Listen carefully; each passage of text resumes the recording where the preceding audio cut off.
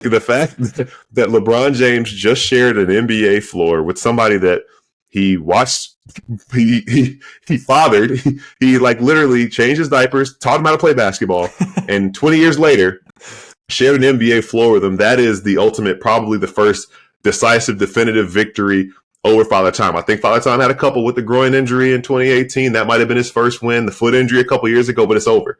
Like you said it on Twitter, like that is Father Time's first L. It was pretty cool to see. I know people are saying whatever, this, that, and the thing. It was cool for me to see. Yeah, like a lot of people are saying it's manufactured or whatever. Like, I don't know. It's history. Like, This is the opportunity to do it because Bronny is going to be spending a lot of time in the G League this year. And it's opening night. The whole family is there. Like, the Griffies are in the building. Like, they're, you're building up this moment. There's nothing wrong with that. The only thing that could have made that better is if Bronny knocked down that three. The three. Classic LeBron drive and kick.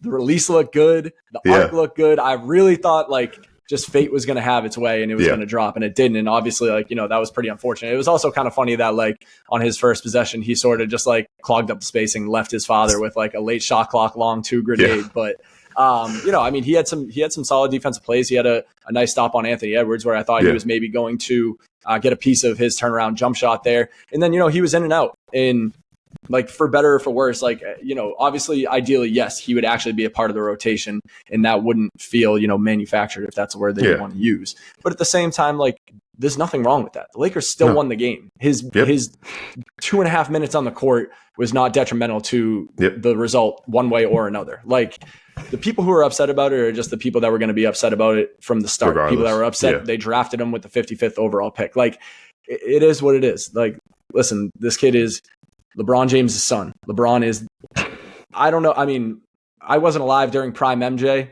Yeah. I'm going to say LeBron is one of the most powerful people in NBA history. Like, maybe the most powerful person in NBA history. Yeah. Like, yes, his whole career, he has dictated the players that, or helped dictate the players that are around him on the roster and everything like that. Like, this is nothing new.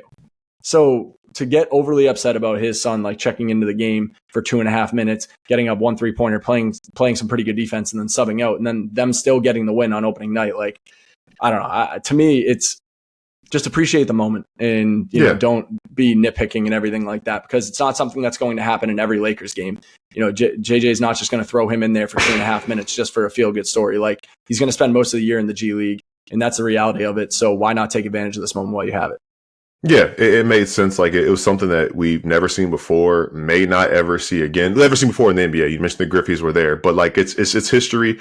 It didn't affect the outcome of the game. I can understand if the Lakers lost the game and he was like a -7 in his quick time on the floor. Like, Julius Randle did go right at him. I thought that was pretty funny. But again, like, he didn't look like some guy who didn't belong out there. And like, if you want to get outraged, like, so many 55th picks never come over to the States and teams just retain their rights for a dozen years and then they retire. Like, 55th pick, you draft a guy who was McDonald's All-American. We've talked about all this before. The same talking points. Like, he's going to play a lot of time with the South Bay Lakers.